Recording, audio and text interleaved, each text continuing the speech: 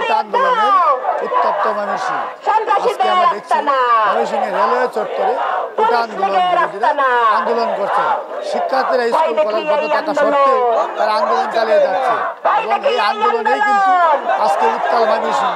আপনারা দেখছেন যে এখন রেলওয়ে চত্বরে কিন্তু এই আন্দোলন চলছে।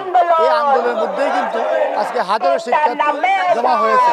আপনারা দেখছেন যে হাজারো শিক্ষার্থীদের মধ্যে উত্তাল হচ্ছে এবং ময়মনসিংহ এবং এই ময়মনসিংহ রেলওয়ে চত্বরে কিন্তু শিক্ষার্থীদের স্লোগানে আজকে মুখরিত হচ্ছে এবং ময়মনসিংহ কিন্তু আজকে এই কোটা আন্দোলন বিরোধীদের কিন্তু আজকে আন্দোলন করছে এবং ওনারা হলো স্লোগান দিচ্ছেন যে তাদের ভাই কেন আজকে কোটা আন্দোলন মারা গেল এবং ওনারা আরো বলছেন যে এই কোটা আন্দোলনে সরকার যে পর্যন্ত মেনে না নেবে সেই পর্যন্ত তারা এই আন্দোলনে থাকবেন, মাঠে থাকবেন।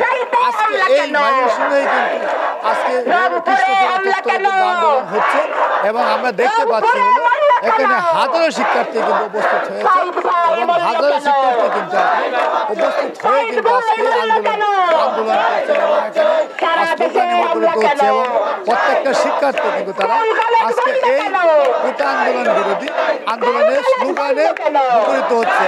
ওনারা বলছেন যে এই কোটা আন্দোলনে যে পর্যন্ত সরকার মেনে নেবে এবং বলছেন যে হলো যে প্রত্যেকে রাজাকারের সন্তান হয়ে গেছে যারা এই কোটা আন্দোলন বিরোধীরা বলছেন যে মেধাকে অগ্রণী ভূমিকা দিতে হবে এবং মেধাকে যে ভূমিকা না দেবে সে পর্যন্ত তারা মাঠে থাকবে এবং ওনারা বলছেন যে আপনারা যে এই কোটা আন্দোলন সরকার যে পর্যন্ত মেনে নেবে সেই পর্যন্ত কিন্তু মাঠে থাকবে।